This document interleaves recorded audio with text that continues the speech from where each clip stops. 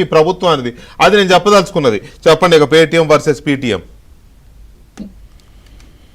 VK గారు sir మీరు title అయితే బాగా పెట్టారు, పేటిఎం వర్సెస్ పీటీఎం అన్నమాట. ఎందుకు పెట్టాను అర్థమైందా?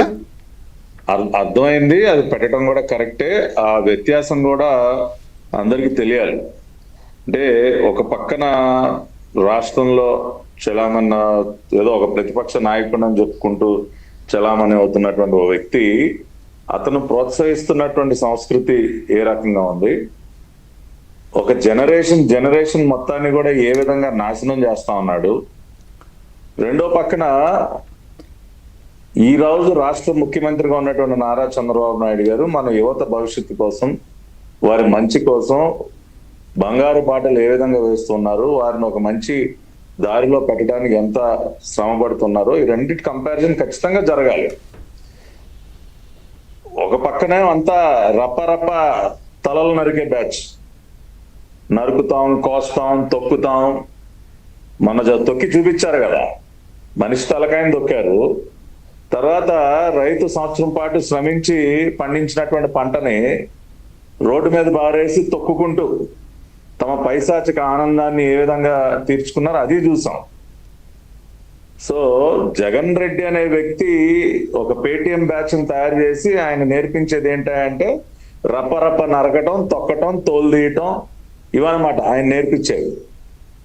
చంద్రబాబు నాయుడు గారేమో మీరు బాగా చదువుకోండి, నేను క్వాంటమ్ వ్యాలీ తీసుకొస్తా, క్వాంటమ్ టెక్నాలజీ తెస్తా, ఐటీ కంపెనీలు తెస్తా, ఉద్యోగాలన్నీ కూడా మన రాష్ట్రాన్ని నేను తీసుకొస్తా, మీరు చదివి ఇక్కడే చక్కగా ఉద్యోగాలు చేసుకోండి, మీ కుటుంబాలను బాగా చూసుకోండి, వృద్ధిలోకి రండి, సమాజానికి మంచి చేయండి, P4 ద్వారా మీరు అందరూ ఉన్నత స్థాయికి వెళ్ళి అట్టడుగున్నటువంటి పేదరికాన్ని కూడా నిర్మూలించే ప్రయత్నం చేయండి, ఇవన్నమాట చంద్రబాబు నాయుడు గారు చెప్పే పాఠాలు.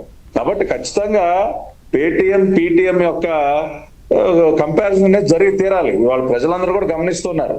రెండోది మీరు అన్నది కూడా 100% కరెక్ట్.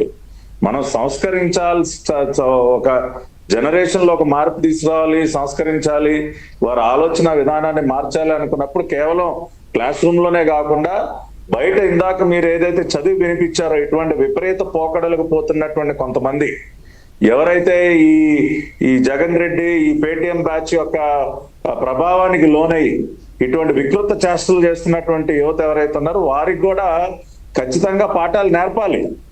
పోలీసులు వారికి తెలిసిన పద్ధతిలో గట్టిగా పాఠాలు నేర్పాలి, బుద్ధి చెప్పాలి, సంస్కరించే ప్రయత్నం చేయాలి. లేదంటే వారిని ఆ రకంగా వదిలేసాం అనుకోండి, ఇంకెప్పటికీ మారరు. అదే హీరోయిజం అనుకుంటారు. ఒక రాష్ట్ర ముఖ్యమంత్రి ఆయన ఒక గంట పాటు క్లాస్ రూమ్ లో పాఠాలు చెప్తే, ఒక మంచి సందేశం ఇస్తే దానిపైన పెట్టే కామెంట్లండి, పిల్లలతో ఫోటో తీయడానికి వెళుతూ ఆయన ఎట్లా తీస్తే బాగుంటుంది అంటానికి అంత అసభ్యకరమైనటువంటి మాటలు ఒక రాష్ట్ర ముఖ్యమంత్రి గురించి మాట్లాడుతూ ఉంటే మేము చూస్తూ ఊరుకుంటే అది కూడా ఏమీ సంస్కరించినట్టు కాదు. ఖచ్చితంగా నేను మీరు చెప్పిన దాంతో ఏకీభవిస్తా, వాళ్ళపైన చర్యలు తీసుకోవాలి. నేను కూడా చెప్తా, ఇవాళ ఈ డిబేట్ అవగానే కన్సర్న్ వాళ్ళకి నేను కూడా మీ దగ్గర ఉన్నాయి కూడా పంపించండి, నేను పంపిస్తా. ఖచ్చితంగా వాళ్ళకి మనం బుద్ధి చెప్పాల్సిన రీతిలో చెప్పకపోతే అది కూడా మనం తప్పు చేసినట్టే అవుతుంది అది. కాబట్టి ఇప్పటికే ఈ పేటిఎం ఆల్రెడీ తిరుగుతున్నాయి, నాకు కూడా మీలాంటి వాళ్ళు పంపినవి అవి తిరుగుతున్నాయి. అదే నేను కూడా చూస్తాలేండి, అవేమీ కనిపించకుండా పోయేం కాదు. ఇప్పుడు ఈ పేటిఎం బ్యాచ్, ఇటువంటి సైకో బ్యాచ్ వాటిని వైరల్ చేస్తారు, రకరకాల ప్లాట్ఫామ్స్ లో పెట్టి వాళ్ళ పైశాచిక ఆనందం కూడా తీర్చుకుంటుంటారు. కాబట్టి ఖచ్చితంగా వారి విషయంగా ఈ ప్రభుత్వం కఠినంగా ఉండాలి.